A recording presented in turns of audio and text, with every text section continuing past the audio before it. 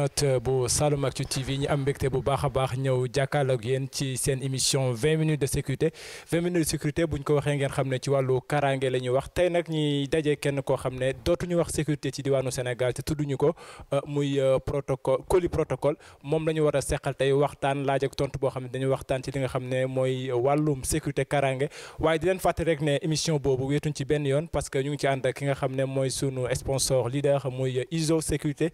buñ ne ISO sécurité nag ngeen xam ne sécurité ñëw na nekk école de formation boo xam ne day former ay garde corps ba pare yore agent de sécurité ñoom ñoo ñu gunge ci yu nu mel ñu ngi nuyu ñëpp di ziar ñëpp di nuyu sunu cadreur bi nga xam ne tey moo féetee ci wàllu technique bi muy Cheikh Rachid ak ki nga xam ne nii mooy assistant am di Mami Barham di nuyu ñëpp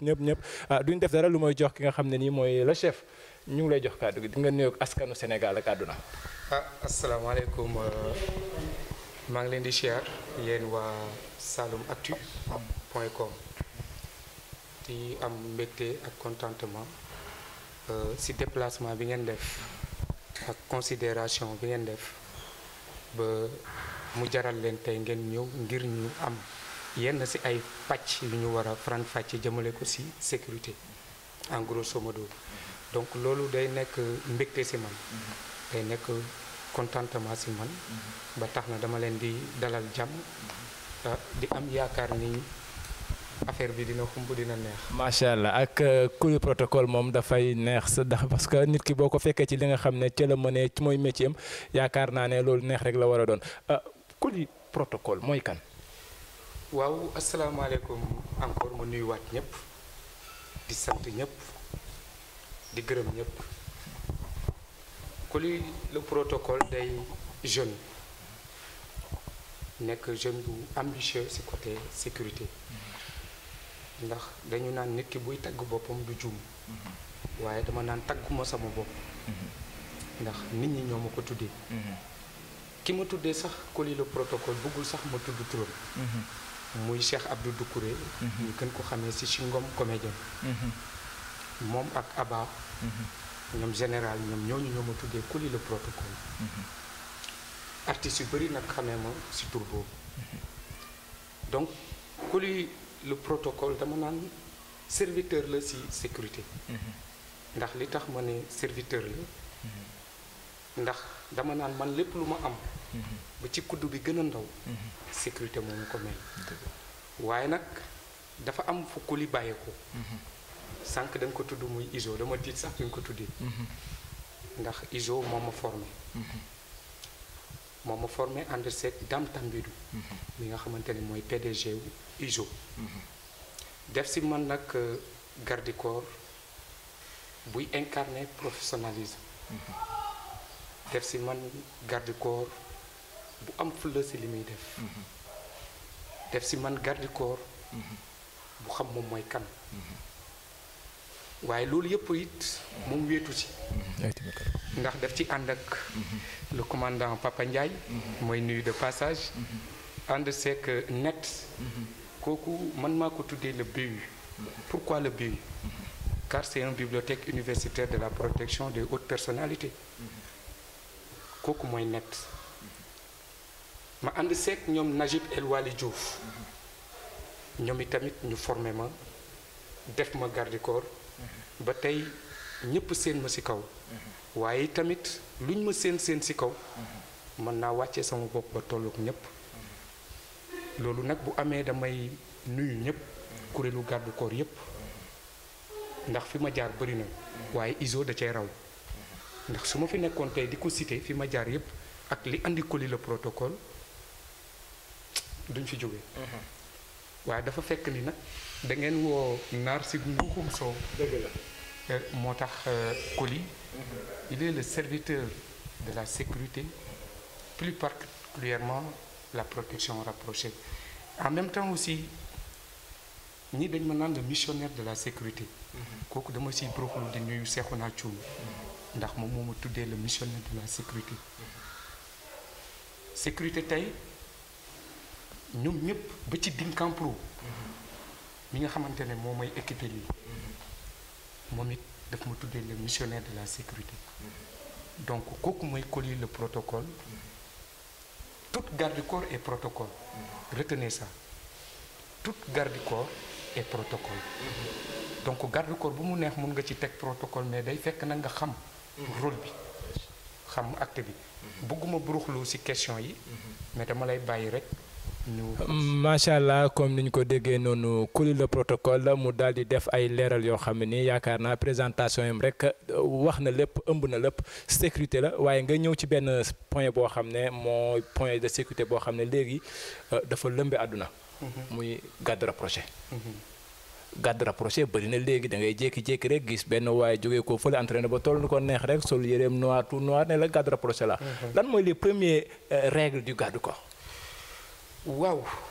loolu it dama ci sawar a tontu. ndax d'où les premières règles sax mais le rôle réel d'un bon garde-corps. Le garde-corps a pour rôle d'assurer la protection du VIP. Vous avez vu? Le garde-corps, c'est quelqu'un qui agit en amont pour l'anéantir, l'atténuer et la circonscrire. Vous avez vu ces procédures? Ce qu'on appelle les techniques spécifiques de la sécurité, dispositifs de sécurité. Vous avez vu? Et le combat à main nue. Vous avez vu? Donc, il y a une méthode tactique et de raisonnement pour maintenir le garde-corps doit l'incarner en tant que tel. ndax boo déggee ma ne la le garde-corps doit agir en amont. Parce que le garde-corps n'est pas n'importe qui il faut que nit ñi xam loolu. xam naa sax su may wax ci garde-corps nii sax ñu bëri dinañ ne mais sécurité ci boppam ku koy def. doo n'importe qui. parce que nit ku ñu jël. ne la tey yaay otu wéy kaaraange doomu aadama. am na dayoo boo toll. dëgg waaye nag da nga war a am lu ñu naan la capacité intellectuelle. am benn profil boo xamante ne ku la gis da lay nawloo. avoir une très bonne réputation. wéy mu rafet. garde-corps day am wéy bu rafet. garde-corps day gëm boppam. day bëgg boppam. car ce n'est pas de l'acteur de cinéma qu'ils veulent. li ñuy gis jamono yi dinaa ci ñëw. dinaa ci détail. mais dama lay wax rek nit bu demee ba nekk garde-corps. kooku ndawalu suñu borom. si kaw nga nangu ko ak nga bañ koo nangu. si kaw boo gisee mu wax loolu day fekk mu tënku si liggéey bi exactement muy liggéey dans les règles de l'art. L'éthique et déontologie bu ñu koy wax kooku c'est garde-corps. ça est sur vous les journalistes comprendre. donc garde-corps bi dafa am benn incarnation boo xamante ne dafa jéggi day dafa am image bu muy refléter envers la population. vous avez vu ba ku la gis da lay naw car le garde-corps il apprend pour éduquer. nit ki nag bu demee bay apprendre pour éduquer day am ak souci yi ça est sur les attitudes. muy le garde-corps doit être ferme. le garde-corps bu ñu la nee il doit être ferme et caractérisé ne veut pas dire que le garde-corps doit être méchant. c'est diamétralement opposé. bokkut ñu ne la le garde-corps il doit parler peu sinon sans parole. vous avez vu donc affaire u garde-corps lépp chaîne boo xasee tàmbali A Z ngay teere ji munoo bàyyi bii munoo jàpp bii bàyyi bii boo xasee tàmbali ci benn bi rek continuité lay doon te boo ci tënkoo kenn du la mës a gis ci yi ñuy gis jamono yi muy circuler ci biir internet bi te mu naqariñu lool nag ndax ku xam garde-corps ak bu njëkkoon man su ma ko daan seetaan dans les télé ndeysaan damay am envie doon ko kut koo kut mais nit ku ci nekk na gëm li muy def man foofu laay woo nit ñi. mais yow nga gis en tant que colis protocole nekk ci métier bi xam métier bi tey foofu boo doon jàmbaaraam tuuma ñan la ci formateur yi la wala sa fekkee ne tey damay woote woon ne garde-corps la si c'est bien formé tamit am na yoo xam ne tamit. mais si vous êtes bien formé waaw donc am na yoo xam ne yow war nga ko mën a parce que yaa ko wax say biir wax am na yoo xam ne garde-corps bi da koy jombale boppam donc bu ñu demee ba gis ki nga xam ne nii tey moo woote woon ne moom garde-corps la. affiché benn bi laa nag population bi dañu amaat njaaxle. waaw d'accord. waaw li nga wax dafa am solo. waaw te lu neex a dégg la. daf ci am naam ñoo xamante ne dañu naan ay formateur lañu ci biir métier bi. mais man du ma leen tuddee formateur. Cela m'engage entièrement. dama koy répété waat. Cela m'engage entièrement. Il y a de ces gens yoo xamante ne ils ne forment pas des gardes du corps. Tandis qu'ils disent qu'ils forment des gardes du corps. ndax xaalis la ñuy jiital.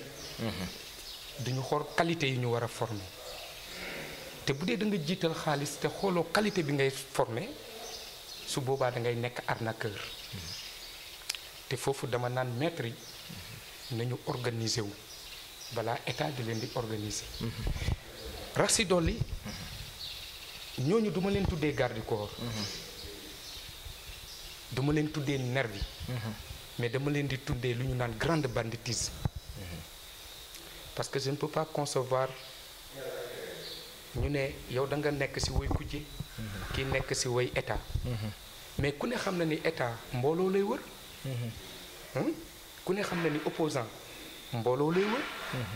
léegi foofu ban posture la garde corps bi war a am. dafa war a gérer ñaari posture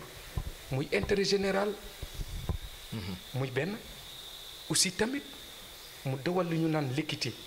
muy ñaar. quand vous entendez l'équité c'est de rendre à César ce qui appartient à César.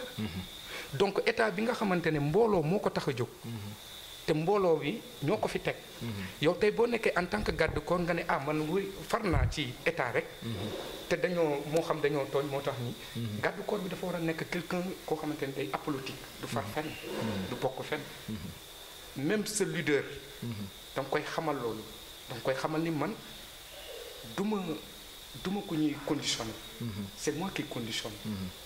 yaa ngi dégg te kenn du ma digal may jël yet di jël xeer mbaa may jël jaasi di ko jëmale ci population boobu boo ko defee. non seulement yàq nga sa image. waaye yaa ngi yàqal ki nga xamante ne moom ngay xeexal. kon bu ma déggee foofu colis protocole ni mu andee foofu ay leeral kon diggante VIP bi ak ki nga xam ne nii mooy garde corps bi. kan moo ci war a dicter moromam. waaw daf ci am nag ñaari pàcc. ndax sécurité dafa complexe. VIP bi la engagé. am na benn pàcc boo xamante ne yow danga koy suivre. moo la naan ah tey kat am naa lii moo tax sànq si sama biir wax ma ne la garde corps bi. kooku mooy protocole. ndax mënoo gis VIP bi te jaaroo si garde corps bi n'est-ce pas chers amis. mënoo ñëw si bureau bi te jaaroo si garde corps bi. mënoo lépp loo soxla si biir administration bi si garde corps bi ngay jaar. kon garde corps bi c'est un protocole. yaa ngi dégg ndax moo ëpp niveau sax le secrétaire. le garde corps mais nag si kaw nag mu xam nag li mu yor. mais beneen pàcc bi garde corps bi mooy commandé li tax ndax nit bu la wóoloo boo jël la sécurité am na lu mu ragal. te li mu ragal yow yaa ko xam yaa ko mën a maîtriser. n'est-ce pas sama gars yi da nga may dégg yaa ko mën a maîtriser. et que bu dee yow yaa koy maîtriser xam nga tey si biir protection rapprochée daf ci am yu compliqué. tey bu ñu ñëwee sur le terrain garde corps bi moo mën a canaliser les 360 degrés. plus les 360 degrés est égal à 720 degrés. donc moo tax ñu ne la ce métier ce n'est pas un métier de tâtonnement. car ça demande des techniques à apprendre et à posséder. su boobaa nag yow yaay mën a commander yow sa VIP. ndax da ngay anticiper toute menace wax naa ko si njëlbeen si sama waxtaan. pour l'anéantir, l'atténuer et la circonscrire. donc ba tey loolu day dellu soit day ba tey tamit chaîne bi ma la doon wax si garde rapproché mooy ñëwaat 1 plus 1 la est égal 2. donc garde corps bi am na saa fu muy toll moom mooy commander VIP bi. am na tamit fu muy toll VIP moo ko naan ah diw est-ce que xam nga léeg-léeg VIP bi sax day fenloo garde corps bi. waaw parfois nga woo VIP yaa ngi dégg VIP bi décroché ni am wax ko nekkuma fi wala wax ko nii léegi garde corps bi foofu dafa am lu mu war a incarner muy la communication professionnelle car on dit que la communication c'est quelque chose de primordial, c'est la personne. Il te faut un poignet de main ferme, la courtoisie et l'image qu'on va dompter comme un dompteur de la brousse. Vous êtes d'accord? Donc dafa am lu muy incarner boobaa nag da ngay saluer nit ki pesément waa diw na nga def mbaa yaa ngi ci jàmm ah monsieur le ministre dafa jàpp waaye comme yow yaa ko woo léegi da nga may bàyyi sa tur ak sa sant incha allah dinaa ko rappelé bu soobee yàlla bul am dara lu la ci métti wax bu neex sarax la sëñ bi n'est-ce pas foofu nag dinañu xam ne kii professionnel après boo coupé ba teg ministre bi dina fàtte loolu mais un jour mbir ki dina ko kii gis yow keroog woo naa la sa garde corps bi laa jotoon mais si sa kanamu garde corps mais après da nga naan ministre bi mais yow lu tax waxoon ma ko nag te pourtant il était au courant loolu yëpp nag c'est des secrets le garde corps il est censé à gérer des secrets professionnels donc chers amis pour ngeen accéder ci métier bi il vous faut d'abord la formation ndax mbir bi kat bëri na su mboxloo de bëri na sorxo lool nit ki day dem ba benn instant sax day xeeb li mu yor waaye dama leen bu kenn xeeb li nga yor surtout ñun ñi nga xamante ne ñoo nekk ci protection rapprochée ñun ñi nga xamante ne ñoo yor patrimoine protection rapprochée ma ci proxlu di nuyu maître Latif ma ko ciy invité Jules Ba Armada ma ko ciy invité Matar Diop maa ngi ko ciy invité Moustapha Silla ñoom Cheikhouna Thioune ñoom ñëpp maître Ndeli ñoom ñëpp nag maa ngi leen di invité nañu toog autour du table nañu régler dès maintenant cette situation parce que il est temps car on dit la sécurité c'est l'anticipation donc genre yi nag dañ ko war a anticiper ba nga xamante ne képp ku duggati fas yéene def naka su dul noonu ci biir protection rapprochée ñun dañ lay poursuivre justice te duñ ci bañ dara duñ ci ragal dara parce que kat affaire bi mu ngi bëgg a ëppi loxo la sécurité c'est quelque chose de très précieux chers amis dama bëgg ñëpp gëm loolu xam ni sécurité dafa précieux ma bàyyi la nga kii parce que waaw nga ñëw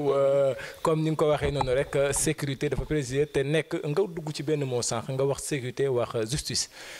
tey garde corps bi ban taxawaay la war a am en tant que tey Coly moom moonte gis nañ ne benn policier ou un gendarme mu ngi ñëw ngir jël ci VIP bi. waaw foofu dinaa ci sawar a tontu foofu nag la garde corps yëpp uti. La police comme la gendarmerie c'est la sûreté. Les agents de protection rapprochée civile c'est la sécurité gis nga ñaari différence bi. C'est la sûreté et sécurité. Tout ce qui est sûreté ça concerne à nos forces régaliennes yaa ngi dégg. Tout ce qui est sécurité cela nous concerne mais nag ñoo bokk benn but. ñoo bokk benn objectif. léegi foofu nan la garde corps bi war a mel maanaam dafa war a cohabiter ak force régalienne yi ma ciy profité di siyaar waa BIP ak waa GIGN ñi nga xamante ne ñoom la ñu tàmmal di bokkal terrain bi ki ci mel ni BIP maa ngi siyaar le commissaire Diémé qui est un idole un grand ku ci mel ni GIGN aussi maa ngi siyaar aussi tamit le commandant Brima bëgguñu sax ñuy tudd seen tur mais c'est nos confrères c'est nos amis la sécurité n'est qu'une famille et qui cherche à disperser cette famille que Dieu le maudisse à jamais ça c'est mes paroles. lii man maa ko wax sama mbir la donc garde corps bi bu ñëwee mu ànd ak VIP bi. Le garde corps est censé à protéger VIP bi à tout prix. mais bu police ñëwee ak gendarmerie mais ñooñu supérieur régulièrement ñooñu supérieur donc dañ leen war a jox li ñu moom. certes que nag léeg-léeg mais lépp nag day dépendre ci communication bi ak sa comportement ak capacité intellectuelle bi ngay dégager. parce que le garde corps c'est un intellectuel quand on est garde corps dafa mel ni tey nga jàng de CI à université nga dem ba am sa doctorat ci sécurité loolu mooy garde corps kon garde corps bi du da ngay tëb rek dama ñàkk job wala dama ñàkk nii rek ñëw dugg ci garde corps. Donc c'est pas n'importe qui. C'est pas n'importe qui. Merci. N'importe qui ne peut pas devenir un garde corps na ci gars yëpp retenir sama gars yi nag tey dama am mbégte ak contentement ci li ngeen ma woo. nee naa leen sànq nag luy naaw a neex a sànni. carrément ndax sécurité suñu mbir la. te dañ ko gëm.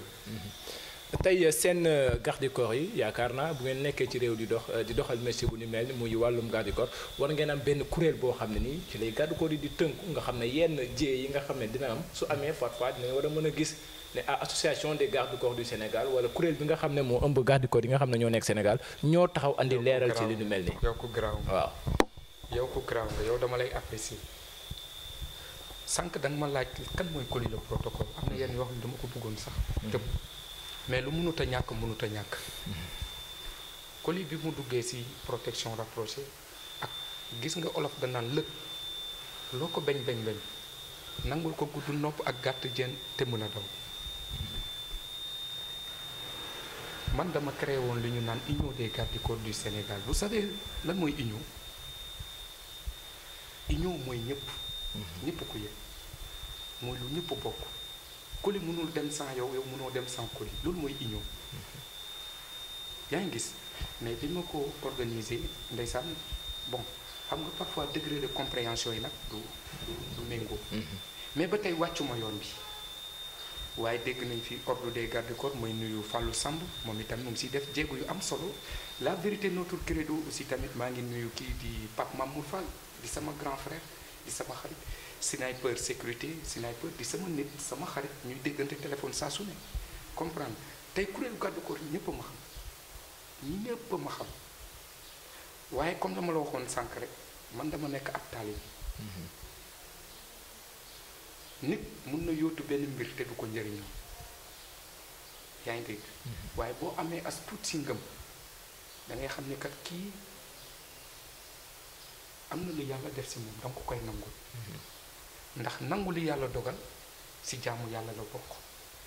def naa ay jéego yu bëri si sécurité xanaa xamoo li ngay def nii sax man dama ko def émission tuddee ko les empires de la sécurité maa ko bind maa ko inspiré maa ko rëdd sécurité nag amul frontière association yi ngay wax noonu maa ngi ciy woo léegi maître yi nga xamante ne comme ñoom Vieux Sandiary Diop ndax su ma limee du ma jum gaa mais dama dul matal gis nga nit da ngay gëm sa bopp doomu aadama Saloum li tax sax ma accepté lii gis ngeen Ousmane Nawel ni mu mel Kaolack lan moo ko may gëm bopp j'ai travaillé avec lui liggéey naa ak moom Ousmane Nawel Dieng j'ai pas l'habitude de citer samay VIP mais moom dama liggéey moom maanaam dama jàng ci moom lu bëri dafa am mot bi ñuy utiliser muy la puissance de la jeunesse donc jeunesse bi nañu gëm seen bopp te tamit nag état bi na gëstu jeunesse bi rawatina nag sécurité rapprochée sécurité en grosso modo na gars yi structuré sécurité bi sécurité amul frontière tey boo demee ba ciy voyage nga ciy tukki di ci dem fu ne man tey su ma demee ba dem ay Chine mais sécurité moo ma ko may su ma demee bay dem ay Bruxelles sécurité moo ma ko may su ma demee bay wër Afrique sécurité moo ma ko may sécurité moo la ko may boo demee bay wër àdduna di def say tournée sécurité moo tax nga am ko nga wax sànq sécurité ñu gis ne garde du corps bi dañuy delluwaat ca kër ga garde du corps bi ci biir kër VIP bi parfois mu sëmbax lool boo ñëwee pour nga ràññee garde du corps bi sax dana do kër VIP bi ban comportement la garde du corps bi war a am si biir këru VIP waaw effectivement xam nga entre garde du corps ak VIP dafa am benn complicité buy daw seen biir parce que le garde du corps il est censé à connaître le VIP en tant que tel sur tous les plans ñun nag dañoo am benn mot bi ñuy wax le garde du corps doit passer inaperçu tey nag Coly ku ko gis ni dinañ ne kii de mu ngi ne le garde du corps doit passer inaperçu mais Coly tey dafa am lu muy incarné ci sécurité muy dama bëgg nit ñi gëm sécurité man loolu lay incarné moo tax tout le temps duma ci tay dama ciy wax saa su ne te ñëpp mun nañ ma seede moo xam internet bi moo xam ñëpp mun nañ ma seede ci loolu donc dafa am benn complicité buy daw entre le VIP ak le garde du corps tey man sama VIP bi nga xamante ne dama ko yor mais doonatuma garde du corps am doomam la lan moo ko waral parce que dafa am complicité bu daw entre man ak moom ay secret professionnel am lépp maa ko téy te kenn du ko xam nag boo doon teg paaka sama put sax doo ko xam barki salaatul ala nabi wóor na Cheikhul Khadim mi ma yaakaar tey ak ëllëg doo ko xam parce que kooku mooy garde du corps. L'incarnation du garde du corps c'est quelque chose de primordial si garde du corps bi. courtoisie bi wax naa ko sànq et tant d'autres mais nag dafa am fu ma bëgg nga ñëw tuuti. muy les mauvaises qualités à bannir et à laisser sans état d'âme. kooku dama bëgg ngeen siy xuus saa su ne nag garde du corps jikko yu yées yi nga xamante ne waru ko yor. yan ñooy jikko yu yées yi nga xam ne yow moom mooy. garde du corps du fen. muy benn. garde du corps du sàcc. muy ñaar garde du corps du naan même buy naan hors de service lay doon. yaa ngi dégg mais garde du corps it du njaaloo ndax léeg-léeg da nga nekk ci benn bërëb parce que waruñu xam faiblesse su garde du corps tey man boo ma gisee maa ngi def jantal tagguma sama bopp. mais jigéen ñi mën nañ la taper sur tous les plans mais da nga leen di off ndax da nga am benn but boo engagé cible bii ma engagé même bu ñu doon góor samay tànk dinaa ko laal loolu mooy garde du corps bi donc waruñu xam ci yow faiblesse ci côté jigéen waruñu xam ci yow faiblesse ci bëgg xaalis. gis nga liggéey bi chaque jour ma ne leen bu leen nangu sécurité di leen di dundal mais day leen di dundal sécurité bis bu leen fayee wallahi agim ngeen xam ni sécurité mooy gor man de xam naa ci dara. kon yow mën nañoo wax ne Coly moom sécurité fay na ko. waaw dama ciy sant yàlla ndax tey su may dem bay toog ak ay kilifa ci réew mi sécurité moo ma ko may. aw ma benn sens interdit fii ci Sénégal aéroport sax su may ñëw ay kilifa ñoo may xalal foofu yépp kon sécurité moo ma ko may. waaw loolu nag ngëm-ngëm la nit ki nag loo gëmut mais doo ko fa fekk de. mais loo gëm di nga ko fa fekk. donc sama gars yi dama leen di lancer appel nañ leen jàngal nit ñi ñu xamal leen lan mooy dayob sécurité te tamit may lancer waale appel population bi pour le respect des agents de sécurité grand nag bi pa du ma bàyyi nga xuus ci question. mais dafa am lu fi jotoon xew entre police ak la population. yéen ñi nga xamante ne yéenay journaliste. dafa am image yu ñu bëgg gis ak image yoo xamante ne kenn waru ko gis. ndax tey bu ñu demee ba gis ni population mu ngi màmb di utali suñuy force ñi nga xamante ne ñoom la ñuy tiitaroo. moo xam police moo xam gendarmerie. ñuy gàddu ay xeer ay yet di leen di daw di leen di dóor ba policiers yi di reculer ngeen koy jël di ko wonewaat opinion publique bi loolu rafetul ndax dëkk yu développé yépp ñu ngi rawante ci sécurité dañoo sécuriser seen sécurité régalienne moo xam ci biir police moo xam ci biir gendarmerie dans l'armée sapeur ak fépp fu mu mënta doon corps paramilitaire beeg militaire bi donc foofu yi tamit dama ciy lancer waale appel di wax population bi nañu rester zen nañu respecter suñuy force nañ leen jox cër yi ñu moom nañ leen jox li ñu yellool ndax kat nit bu tëddee ba nelaw sawaay kaaraange moo tax de dëkk bu développé laa la wax kaaraange moo tax dëkk développé plan Sénégal émergent bi nga xamante ne président mu ngi koy woote saa su ne mais sécurité mooy but bu njëkk ci plan Sénégal émergent ndax tey li tax ma wax loolu dem leen ci locaux yi les villes les plus reculées dans l'ensemble dans l'étendue du territoire national yaa ngi dégg def nañ fa police def nañ fa gendarmerie wala leneen wala ASP wala leneen ma ci nuyu waale waa ASP yi ñoom it ndax ñu ngi def tamit liggéey bu am solo ci biir réew mi ma ciy nuyu sama grand sama xarit Birame ndeysaan muy un PDG modèle macha allah moom it maa ngi ko ciy bëggee donc sécurité bi population bi nañu respecter police nañu respecter gendarmerie ndax bu ñu respecté wul police respecté wuñu gendarmerie day am lu ñu naan bavure totale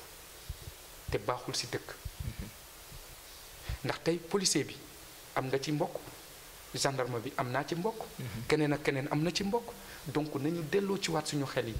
te bu ñu échappé suñu culture ñun dafa am lu ñu gëm ndax dañu nekk ci dëkk Cheikh Ahmadou Bamba nekk ci dëkk Maam Limaamu Laay Baye Niass Bu Kunta Ndiassane ñeneen ak ñeneen ñooñu c'est des références donc nañu delloo ci waat xel yi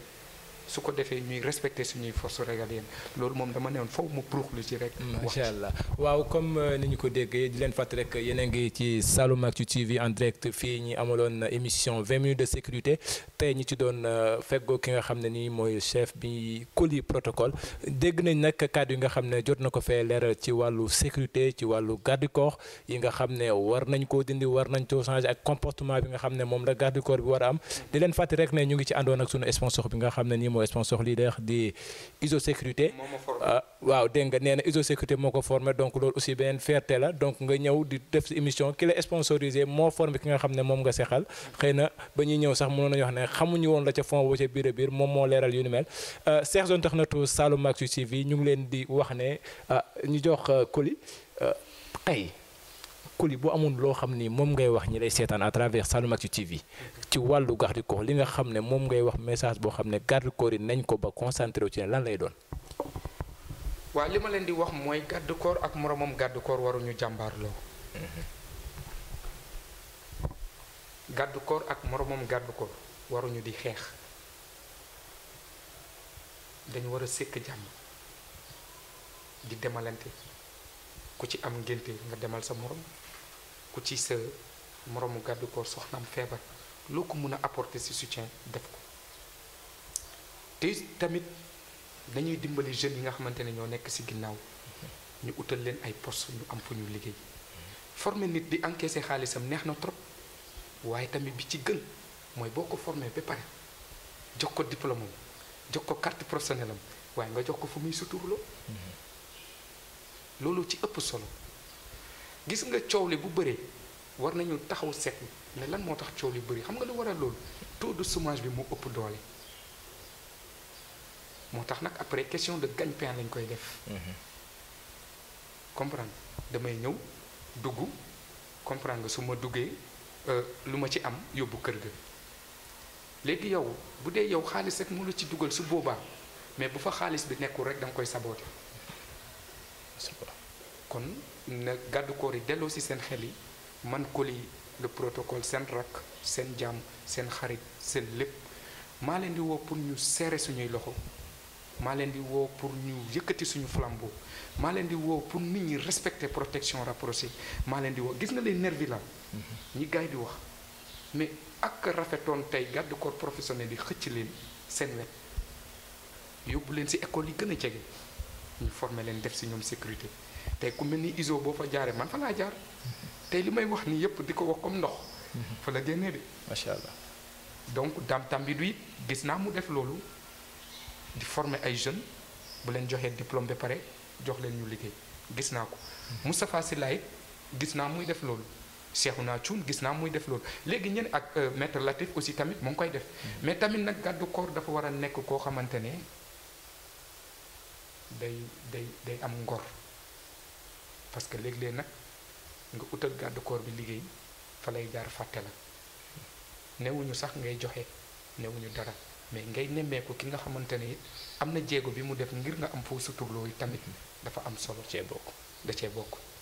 donc moo tax parfois aussi tamit gars yi dañuy ragal utal garde corps yi liggéey te garde corps tamit du question que da nga war a kosoo mais saa man maa gën a sew sax cure-dent mais garde corps bi bopp la barke Seydina Mohamed Bombardier sax bu taxoon mën naa ko neutraliser si fracture de seconde kooku mooy garde corps affaire yi du xaabar de. donc c'est l'expérience qui fait la différence. seule l'expérience qui fait la différence ma ciy béggee waale Damel Momar Fall mi nga xamante ne 93 international sécurité groupe ñoom man maa yor seen communication. macha allah donc moom it dama ko ciy béggee parce que yàgg na ma soutenir si lu bëri. macha allah waaw samay promo tamit foo mu béggee leen. ayca ñoom Dramé. waaw ñoom Mangane Jonn de base ñoom Ka ñoom Ndiaye ñoom ñëpp foo ma béggee leen ak ñeneen mais nag bégg naa promo bi yëpp moo xam première promo deuxième promo ISO ba troisième ba quatrième ba cinquième promo ISO te dégg naa sax ISO mu ngi waaj a dugalaat waaw mu ngi ci septième promo mu ngi ci septième promo donc huitième promo bi maa ngi ci biir incha allah pour ñëw joxe sama participation incha allah kon chers internautes Saloum-Actu TV loolu lañ ñëwoon ak yéen andi leen ko fii muy les 20 minutes de sécurité ñu àndoon ceeg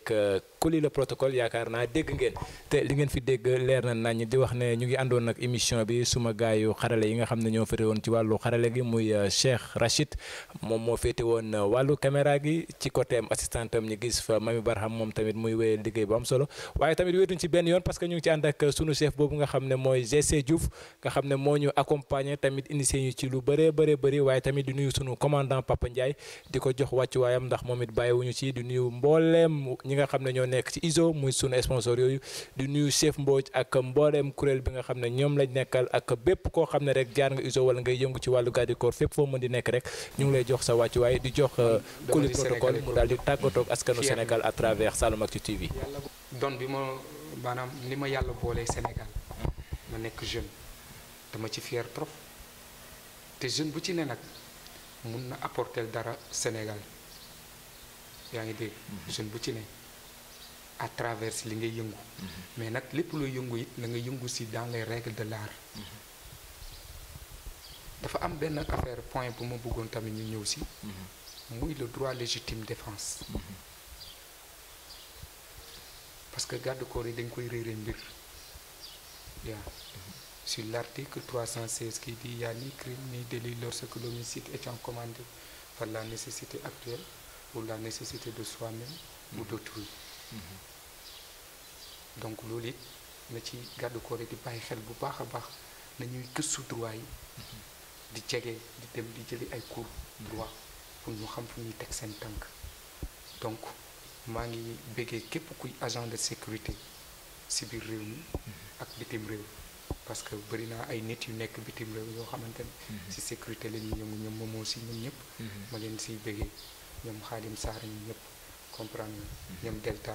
ñoom ñëpp maa ngi leen di béggee mais jeune bu ci nekk ci li nga ne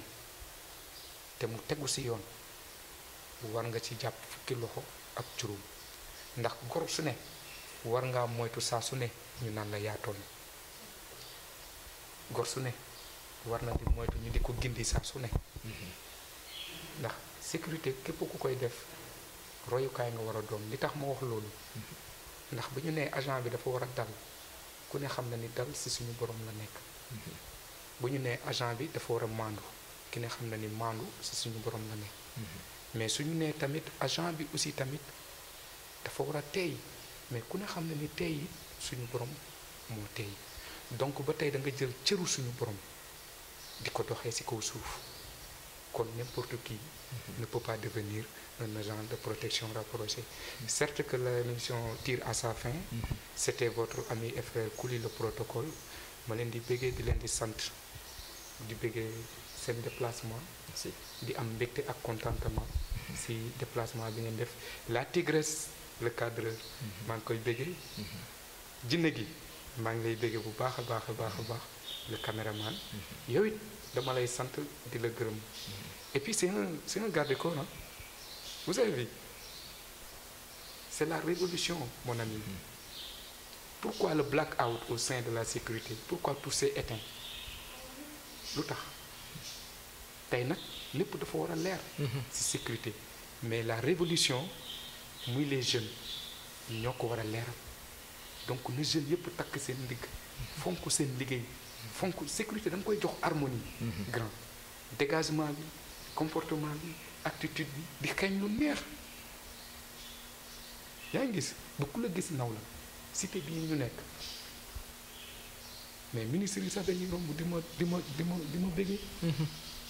loolu li ko waral nag parce que ñu ngi dundal sécurité waaye dundewuñu ko kon fa laay tëjee kàddu yi jaa ngeen jëf. merci beaucoup comme ni ngeen ko déggee noonu kon l'émission tire à sa fin ñu leen jox daje ci beneen numéro ak keneen koo xam ne ci wàllu sécurité la ndax ñi gën a yaatal ñu tëjee moo boobu rek comme ni ko sunu waa ji doon waxee sécurité garde du corps du n'importe qui donc nit plus la kon boog ñi seetiwaat beneen yoon ak beneen nit plus.